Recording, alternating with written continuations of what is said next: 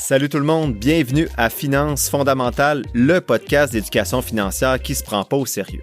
Chaque semaine, je te synthétise un livre qui touche de près ou de loin les finances personnelles et l'investissement boursier. Je te résume donc des centaines d'heures de lecture de façon simple avec des exemples concrets et transparents. Si tu souhaites prendre en main ta santé financière, t'es à la bonne place. C'est parti, bon podcast!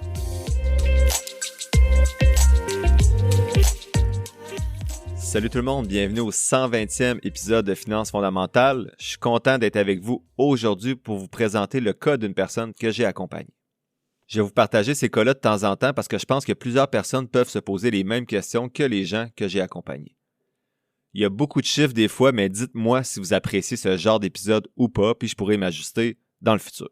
Je vais anonymiser tous les cas, donc ça ne sera pas les vrais noms parce que ces gens-là n'ont pas nécessairement accepté que je les nomme sur le podcast, mais tout le reste est vrai, donc tous les chiffres que je vous partage, ce sont les vrais chiffres qui ont été discutés lors des rencontres d'accompagnement.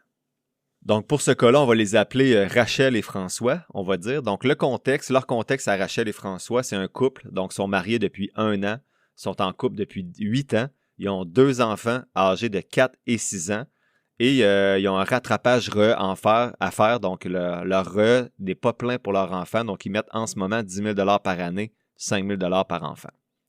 Ils sont fin trentaine. Donc avant de rencontrer Rachel et François, ce que les gens doivent faire, c'est m'envoyer les principaux chiffres là, pour que je puisse faire leur actif net.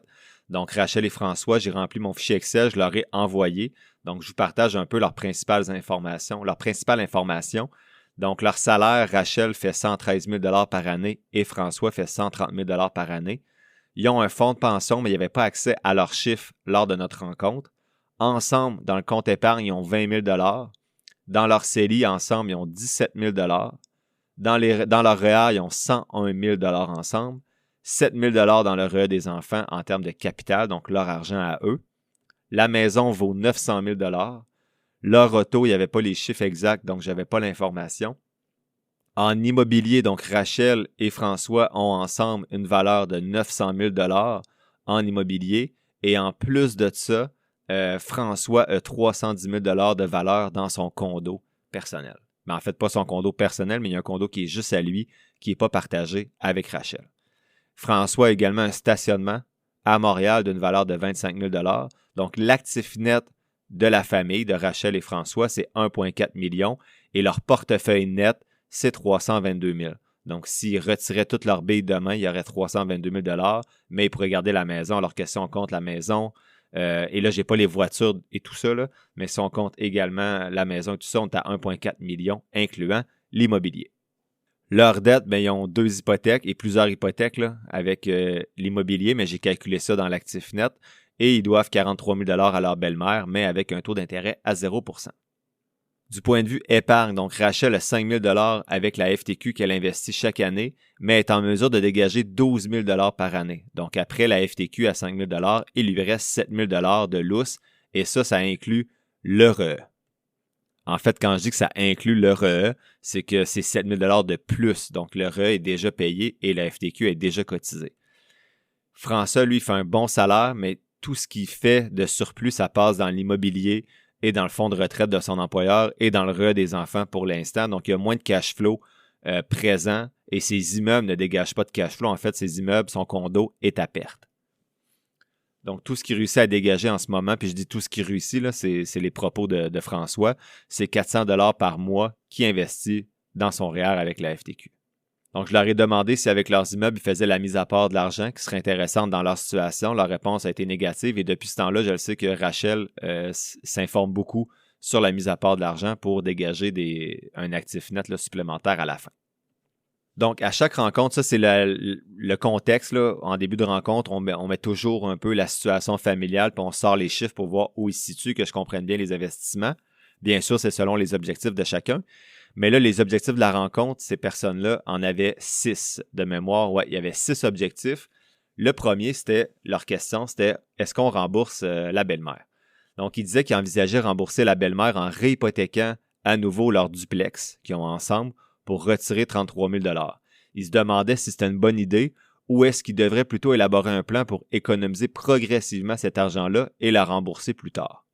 Donc, ils comprennent que l'argent économisé pour rembourser ne pourra pas être investi ce qui signifie une perte potentielle de rendement, mais ils se demandaient c'était quoi la meilleure stratégie à adopter dans ce cas-là. Donc, leur taux hypothécaire sur le duplex était à 5,4 jusqu'en 2027, donc la marge devait être en haut de 7 facilement. C'est difficile de se dire que l'argent placé, investi, va faire mieux que plus que 7 là, à court terme. Donc, c'était une belle phrase, mais en fait, ce que je leur disais, c'est on peut pas prendre dans nos calculs, on ne peut pas estimer que nos investissements vont faire automatiquement plus que 7-8 %. Donc, ma réponse, c'est on n'emprunte pas à 7-8 % pour rembourser des dettes qui sont à 0 %. Sauf s'il y a une urgence de rembourser la belle-mère. Donc, ma réponse, ça serait de rembourser avec l'épargne au fur et à mesure et non avec la marge hypothécaire. Mais je leur demandais, est-ce que vous pouvez emprunter plutôt sur votre maison avec votre marge parce que leur taux hypothécaire sur la maison est à 2,99 %. Donc, la marge devrait être autour de 4,5 %. Puis ça, c'est plus intéressant. Mais par contre, ils m'ont dit qu'il n'y avait pas de marge hypothécaire sur leur maison personnelle. Donc, ils allaient vérifier s'ils pouvaient plutôt réhypothéquer la maison au même taux. Et là, ils pourraient dégager des liquidités avec une marge pour rembourser leur belle-mère. On s'est reparlé quelques semaines après parce que je faisais un petit suivi. Puis ils m'ont dit finalement que ce n'était pas une priorité. Leur belle-mère ne veut rien savoir anyway de se faire rembourser. Donc, ce premier objectif-là, finalement, a été résolu. Ils n'ont pas à rembourser la dette, du moins pas à court terme. Le deuxième objectif de Rachel et François, c'était de faire un plan de rattrapage pour les REE. Donc, ils avaient établi un plan pour rattraper les cotisations manquantes au REE parce qu'ils ont commencé tard, mais ils n'étaient pas certains du fonctionnement précis des calculs à effectuer. Donc, ils savaient qu'il était possible de rattraper seulement une année à la fois, mais ils se demandaient, puis c'est ça leur question, c'est l'objectif 2, est-ce que cette année qu'on peut rattraper se réfère à une année financière ou une année calendaire? Donc, est-ce que c'est finalement le jour de naissance de l'enfant ou c'est plutôt l'année fiscale? Donc, ma réponse était simple. Si leur enfant est né le 11 décembre comme la mienne, cette année compte comme une année complète. Donc, exemple, si ma fille est née le 11 décembre 2018, bien, l'année 2018 compte comme une année. Donc, le 1er janvier 2019, je pourrais mettre 5 000 $. Donc, j'aurais pu déjà rattraper une année complète, même si ma fille a seulement vécu 3 semaines lors de cette année-là. Pour avoir les chiffres précis la première fois, moi, quand j'ai commencé à gérer tout seul le REE de mes filles, j'ai appelé l'Agence du revenu du Canada. C'est tout le temps super plaisant comme appel, là. C'est long et tout. Et les chiffres étaient clairs, donc ils m'ont dit, voici, tu as ça de retard pour ta plus vieille, tu as ça de retard pour ta plus jeune. J'ai mis ça dans mon fichier Excel et maintenant, ben là, j'ai rattrapé le retard, mais au fur et à mesure, je savais ce que je pouvais cotiser pour ne pas dépasser le montant permis. Et dans le REE, c'est pas si grave si vous dépassez parce que vous avez un 14 000 $ de lousse pour chaque enfant. C'est juste que vous n'aurez pas les subventions pour cette surcotisation-là. Troisième objectif de la rencontre avec Rachel et François, c'était les placements dans justement les REE, les régimes épargne-études enregistrés. Donc, ils disaient qu'actuellement, ces REE-là étaient placés dans un fonds commun à la Banque nationale. Ils se demandaient ce qu'ils devaient envisager de retirer ces fonds-là pour les placer eux-mêmes dans des FNB passifs. Quand on a discuté, je leur ai dit que c'était une décision personnelle. Donc, tous vos placements, sauf les CELI de Rachel, qui est 10 000 $ actuellement dans son CELI, étaient actuellement gérés par des professionnels. Donc, Rachel et François faisaient affaire avec des professionnels pour tous leurs placements, sauf le CELI à Rachel qui est investi de façon autonome, qui est 10 000 $. Donc, lors de la rencontre, je leur ai demandé est-ce que c'est une formule qui vous convient? Est-ce que vos rendements sont près des indices? Est-ce que vos frais de gestion sont raisonnables? Ma réponse à moi, c'est sûr, je le ferais tout seul, mais on est tous différents, on a tous des émotions, des émotions, des désirs, du temps aussi pour gérer ça. Donc, pour moi, ce que je dis souvent, là, puis ce que je leur ai dit, c'est que le REE, c'est le dernier compte à gérer, je trouve, selon moi, tout seul. Ça nécessite un petit peu plus de réflexion pour les retraits aussi, lors des études supérieures ou DEP de votre enfant. Bref, lorsqu'il va vouloir décaisser. Donc, au moins, vous allez être accompagné rendu là. Mais sinon, une fois que les formulaires sont remplis et que tout est réglé, le REE n'est pas nécessairement plus compliqué à part le décaissement à gérer que le CELI ou le REER. Donc, on a convenu à la fin de la rencontre et on dit qu'elle allait commencer avec le CELI et le REER bien avant de gérer le REE. Donc, Rachel va continuer d'investir avec son CELI et si les deux réussissent à dégager des revenus supplémentaires, ben, ils vont les investir dans le CELI REER de façon autonome après la FTQ, bien sûr. Ça, c'était à ce moment-là de notre discussion. Donc, pour l'instant, le REE continue d'être investi avec leurs professionnels. Quatrième objectif, c'était investir dans les fonds FTQ ou non. Donc, il se demandait si c'était une bonne idée d'investir avec le FTQ ou c'était mieux de considérer d'autres options parce qu'il avait écouté mes épisodes du podcast où je disais justement que le CELI autogéré était plus intéressant en termes de rendement que les fonds FTQ. Donc, à court terme, le retour d'impôt perdu fait mal quand tu as REER plus FTQ, mais à long terme, tu as beaucoup plus de flexibilité avec tes revenus potentiels dans ton CELI pour décaisser. Dans tous les cas, avec eux, le débat, c'était pas CELI REER, mais REER FNB autogéré versus REER FTQ. Et le FNB, pour moi, est mieux. Donc, même avec les calculs REER FNB, c'est quand même mieux qu'avec la FTQ. Mais si tu fais affaire avec des professionnels pour ton REER, ce qui est le cas en ce moment, je disais de continuer avec la FTQ parce que là, les frais de gestion avec des fonds communs de placement, bien là, ça devient moins intéressant que de faire affaire avec la FTQ. Et je rappelle que la FTQ, c'est jamais un mauvais placement. Tu as toujours un retour d'impôt intéressant si ce retour d'impôt-là est réinvesti. Si le retour d'impôt n'est pas réinvesti, bien là, la FTQ est loin d'à côté le REER, le CELI autogéré ou même avec un professionnel. J'ai écouté un podcast récemment qui disait que dès 60, c'est le Rational Reminder, le podcast, j'ai oublié le numéro d'épisode, mais qui disait que dès 73 000 $, le REER devenait plus intéressant que le CELI au Canada. Mais il parle de beaucoup de limites là, dans l'étude aussi qui arrive à ces chiffres-là. Et je vais aborder toutes ces limites-là, mais également cet avis contradictoire-là qui va à l'encontre de ce que moi je calcule de mon côté. Je vais parler de tout ça dans un épisode des abonnés prochainement.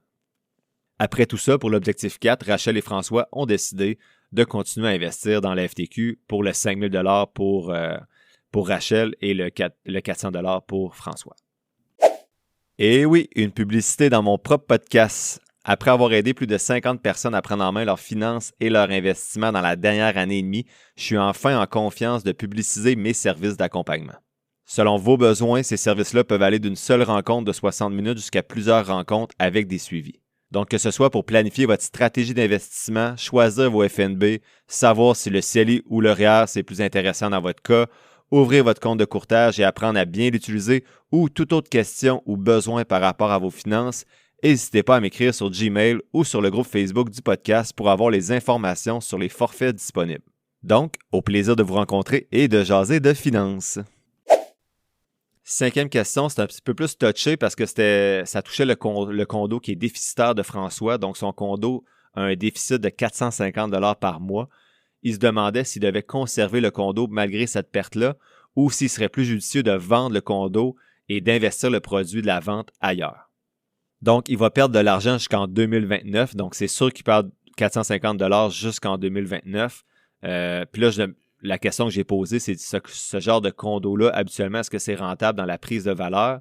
Et là, je vous dirais qu'il y avait une discussion entre les deux, donc entre Rachel et François. Rachel semblait vouloir plus vendre le condo pour investir l'argent, surtout que le locataire, c'est un avocat, puis c'est un mauvais locataire, donc il est vraiment tanné, François aussi, de gérer ça. Mais François semblait voir du potentiel pour le secteur. Donc, il disait que ce secteur-là à Montréal va se développer. Donc, il semblait ne pas vouloir vendre le condo. Donc là, je sentais qu'entre Rachel et François, il y avait certaines différences. Puis je leur ai dit que c'est une décision personnelle. Si c'est vraiment à long terme, ça va probablement être rentable, mais il faut être capable d'encaisser la perte de liquidité de 450 $ à chaque mois. Ce que je leur disais, c'est dans leur cas, leur portefeuille net est bas comparé à l'immobilier. Donc, leur liquidité n'est pas si accessible. Donc, ce que je disais, ça serait une bonne façon de diversifier. Donc, ils pourraient remplir son CELI, rembourser la belle-mère, etc. Alors que là, ils ont 320 000 à peu près de liquidité, alors qu'ils ont une valeur, un actif net de 1,4 million ensemble. Ma réponse biaisée, parce que je suis moins intéressé par l'immobilier que le marché boursier, ça serait de vendre parce que c'est plus simple et ils peuvent déjà faire la mise à part de l'argent avec le duplex et ça les amènerait à avoir une meilleure diversification que d'être surinvesti dans l'immobilier. J'avais fait un petit calcul pour François aussi lors de la rencontre. Donc, s'il avait investi 235 000 $, donc c'est le prix qu'il a acheté le condo en 2018, avec 6 % de rendement, qui est quand même conservateur, là. Le marché a fait 15 % de rendement depuis 2018 en moyenne. Il y aurait eu 337 000 $ dans ses poches en ce moment sans rien faire. Alors que maintenant, la valeur du condo est à 310 000 $, donc 27 000 $ de moins. Et en plus, il a perdu 450 $ par mois depuis 6 ans. Donc, ma question à François, tu vois le futur comment pour ce condo-là? Après plusieurs discussions entre Rachel et François, François a décidé de garder le condo jusqu'en 2029 parce qu'il voit vraiment un potentiel dans le quartier qui devrait être revitalisé et il va prendre une décision en concertation avec Rachel en 2019. Sixième objectif, c'était l'investissement mensuel pour François. Donc, François est capable de dégager 400 $ par mois pour investir. En ce moment, c'est dans REER FTQ, mais il se demandait est-ce que je devrais continuer REER FTQ ou plutôt investir dans mon CELI. Donc, on en arrive à la question que je reçois presque à chaque accompagnement, CELI ou REER. Rachel François avait déjà 5 autres objectifs dans la rencontre, donc je savais qu'on n'avait pas le temps de faire En fait, on avait le temps d'avoir la réponse, mais il faut comprendre que ce calcul-là me prend beaucoup de variables, puis il faut qu'on ait beaucoup de discussions des fois pour connaître toutes ces variables-là, donc c'est juste un 45 minutes presque cet objectif-là. Donc, je leur ai dit que s'ils voulaient le calcul en détail, ça prenait une autre rencontre. Par contre, je suis quand même arrivé avec la réponse que habituellement, avec leurs chiffres à eux, j'arrive avec un CELI plus avantageux parce que le décaissement à la retraite est difficile avec leur fonds de pension qui est déjà minimum à 52 000 $ par année. Donc, leur fonds de pension les amène déjà à un taux d'imposition élevé lors du décaissement. Donc, de rajouter en plus de ça les décaissements REER, ça rend difficile d'optimiser la fiscalité lors de la retraite. L'astuce, ça pourrait être qu'ils repoussent l'aide gouvernementale à 70 ans, RRQ puis pension de vieillesse, et qu'ils retirent les REER le plus vite possible avant cette date-là. Mais pas le plus vite possible, mais qu'ils retirent les plus gros montants possibles fiscalement intéressants avant d'avoir l'aide gouvernementale. Mais ça va être difficile de tout brûler ça avec le fonds de pension en plus qui est déjà à 52 000 $. Et ensuite, en plus, l'aide gouvernementale va embarquer. Donc, selon moi, selon tous les calculs que j'ai faits jusqu'ici, avec leur salaire, puis quand il y a un fonds de pension, le CELI demeure le plus intéressant.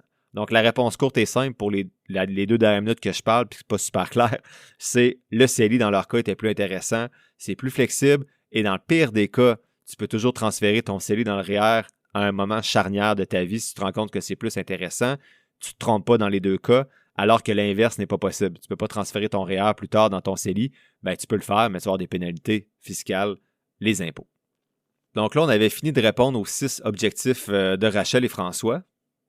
Puis la rencontre, c'est pas bien terminée. En fait, elle s'est bien terminée avec nous, mais je me suis fâché comme d'habitude parce que Rachel me parlait de son conseiller, qu'il avait demandé, en fait, à être investi en ce moment, là, ses produits, Rachel et François, sont avec un professionnel pour tout ce qui n'est pas le CELI de Rachel. Et elle avait juste demandé une question très simple. Dans quoi elle est investie? C'est quoi les produits qu'elle est investie? La répartition action-obligation, la répartition géographique. Et là, je m'excuse, là, mais tabarnak, c'est une question de base et son conseiller n'a pas été capable de répondre. Je suis désolé d'avoir sacré, là, c'est pas un épisode des abonnés, ça arrive plus souvent dans les épisodes des abonnés, mais ça n'a pas de bon sens. Je veux bien croire sur d'autres podcasts qu'il y a des professionnels qui disent que vous êtes perdant quand vous investissez tout seul par rapport à certaines statistiques souvent biaisées parce qu'elles sont financées par des institutions financières. Mais quand je vois des touristes conseillers financiers comme ça me fâche. Donc, on a étiré la rencontre un peu avec Rachel et François pour en jaser, mais tu sais, c'est pas une question compliquée, là. C'est pas pourquoi tel titre dans tel fonds commun de placement, pourquoi pas tel autre. C'est juste, c'est quoi ma répartition d'actifs, puis j'en ai combien au Canada, aux États-Unis, partout ailleurs sur la planète. Ça n'a pas de bon sens que ce soit pas capable de répondre. Donc, honnêtement, là, il y a une rencontre sur 2 que je fais qu'il faut que je me fâche à cause que c'est ce genre de conseiller-là. J'espère que c'est une minorité de professionnels puis que ceux qui viennent pas me voir, c'est parce que justement, ça va bien, puis ils sont contents de leur conseiller, puis c'est un bon conseiller. Mais il y en a beaucoup que... En tout cas, bref, on n'en jase pas, mais je termine ça en beauté. Par contre, Rachel me réécrit quelques semaines après. Elle me dit « Bonjour, je tiens à te remercier sincèrement. Ce fut un réel plaisir de te rencontrer et d'échanger avec toi. Merci également pour le partage des documents. J'ai pris rendez-vous avec ma banque pour explorer la possibilité d'ajouter une marge hypothécaire afin de mettre en place la mise à part d'argent que je souhaite absolument appliquer après avoir fait les lectures recommandées. J'ai également contacté l'ARC pour clarifier notre situation concernant les REE et tout est désormais beaucoup plus clair. Je veux vraiment que tu comprennes l'impact de tout ce que tu nous as partagé. Tu as transformé notre gestion financière. Je me sens à la fois plus éduqué et plus conscient de mes choix. Du fond du cœur, merci. Au plaisir de te revoir. » Donc, je vous remercie en fait Rachel et François. Là, je sais que Rachel, tu vas te reconnaître et que tu écoutes le podcast. Donc, c'était vraiment une belle soirée là, à jaser d'argent. Donc, toi et François, vous êtes vraiment bien partis. Vous êtes beaux à voir. Je vous souhaite tout le succès que vous méritez. Donc, c'est à ça que ça ressemble un petit peu les séances d'accompagnement que je vis avec les personnes auditrices qui sont intéressées à en avoir. Donc ça, c'était un forfait, là, une rencontre de 60 minutes. On a fait le tour de plusieurs choses. Donc, vous comprenez que je me prépare avant ces rencontres-là pour que ce soit efficace, là. Donc, c'est à peu près 1 ou 2 heures de préparation pour 1 heure de rencontre. Donc, si ça vous intéresse, vous pouvez me contacter, là. Je pense qu'il y a des petites pubs qui passent sur le podcast justement pour ça. Sinon, j'espère que vous allez me donner des rétroactions par Gmail ou sur le groupe Facebook du podcast pour me dire si c'est le genre d'épisode qui vous intéresse, ça vous parle, ou si vous préférez juste revenir à la synthèse des livres qui me prennent beaucoup plus de temps. Pensez à moi dans vos rétroactions, s'il vous plaît. Trêve de plaisanterie. La semaine prochaine, on revient à la synthèse d'un livre, soit celui de Darren Hardy, qui a été écrit en 2019, qui s'intitule « L'effet cumulé. Choisissez de décupler votre réussite ». Ce jeudi, je présente 3 actions sur ma liste de surveillance, soit Atcore, ATKR, que j'ai acheté et revendu dans les derniers mois, Parex Resources, PXT.TO, que j'ai acheté également à un certain moment dans mon portefeuille, et Alpha Metallurgical Resources, AMR. L'épisode tire à sa fin, j'espère que tu l'as apprécié. Si c'est le cas, je t'invite à le partager et à t'abonner au podcast, en plus de mettre quelques étoiles ou de le liker selon la plateforme sur laquelle tu m'écoutes. Tous les liens pour me soutenir sont quelque part dans la description de l'épisode. N'oublie pas que les informations communiquées dans le podcast sont dans un but strictement éducatif, ce ne sont pas des conseils financiers. Je t'invite à consulter un professionnel pour des conseils spécifiques à ta situation parce que je ne peux pas être tenu responsable de tes décisions financières. Comme je le dis depuis un petit bout, je suis pas un expert, prends donc pas ce que je dis pour du cash, fais toujours tes propres recherches. Sur ce, merci d'avoir passé un peu de temps avec moi aujourd'hui et on se voit dans le prochain épisode de Finances fondamentales.